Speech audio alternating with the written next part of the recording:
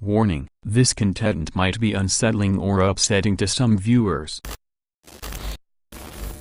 Edit. The reason I put the sentences that are right below this is because I know myself, it sounds completely insane, and a few people will say it's fake. Trust me, there is no one on this earth that wishes it was fake more than me. If I could go back, I would go the neighbors sooner. But my reality is that I caused the death of my mum. I had to mature very early. I became like a surrogate to my sister for those last 3 years. I only wanted him to beat her up, he go to jail, and my mum get help. I never wanted her to die. First, this is a throwaway account. I will not be replying to comments, take this as you will. This is my story of my revenge against my mother and rapist. First, our father passed away 4 years before all this started. Car crash. Maybe our lives would have been better if he hadn't died that day. Also, before I get into this, one thing you should know is, before this man came into our lives, our mother was amazing. She was loving, supportive, and put us above everything. But she would soon replace us with her new man and her new meth habit. When I was around 9 and my little sister 7,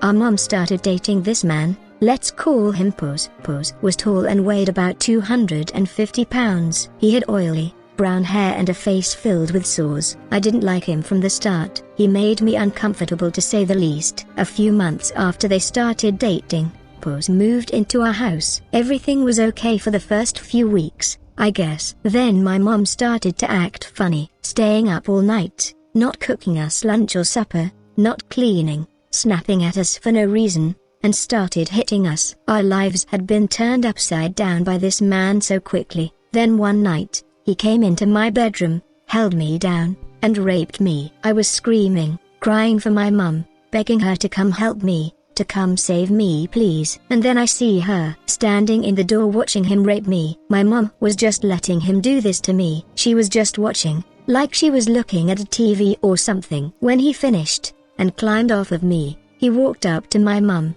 kissed her, and walked away with her. My mom just left me, crying and bleeding. I was just raped and she allowed it to happen. Not long after they walked out, I hear them having sex in the living room. It was my 10th birthday. Happy birthday to me. A couple of nights later I hear my little sister crying. I get out the bed to find my mom standing in her doorway. I run to the room to try to help her, and my mom sees me. She backhands me across the face, making me slam against the hallway wall. I can hear my sister crying and begging, with no one coming to help her. That was the day, I started hating my mother. The rape and abuse went on for 3 years. I didn't know at the beginning but soon found out. Pose had gotten my mom using meth. Pose and meth were the only important things in her life. My sister and I were nothing more than his play toys. I soon started noticing them arguing more and more about who got more hits. This one was stashing from the other one, and you smoked the last of it all by yourself. This is when I started planning my revenge. I noticed after about 3 days they would finally pass out and would sleep for almost 2, and their bag of meth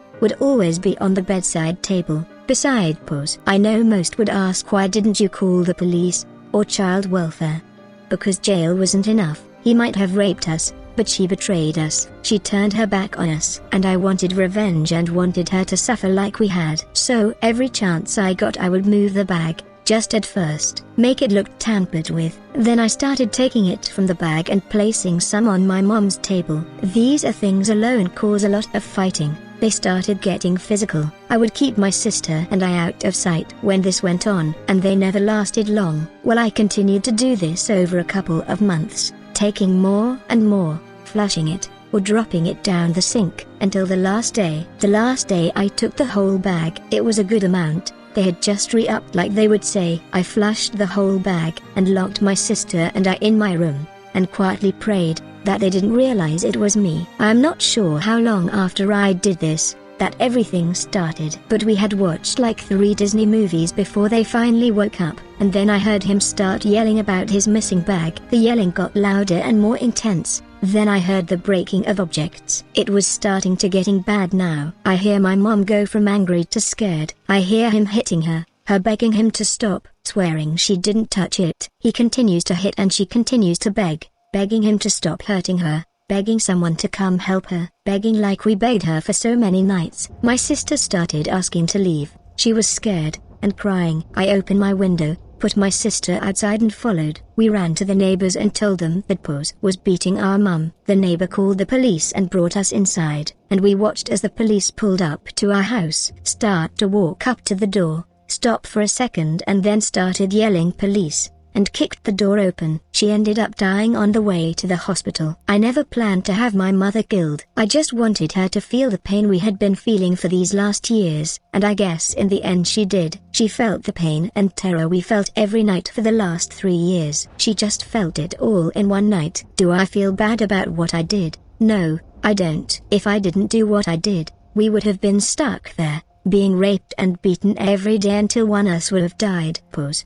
was convicted of second-degree murder, possession of drug paraphernalia. I flushed the actual drugs, child pornography, pictures of us, and 23 counts of aggravated rape and 17 counts of aggravated rape against a person under 12 years of age. That last one is a death sentence where this all happened. We moved a few states over, to be with our dad's parents. We hadn't seen them in almost 4 years, and for the first time in a long time, we actually felt safe. My sister, still to this day, doesn't know what I did, doesn't know that I played a big part in our mom's death, and since we never talk about either of them, it never comes up. We are both happily married now. I have 3 children, she has 2. Both of us are active members of our PTA. No one looking at us today would ever guess the hell we went through.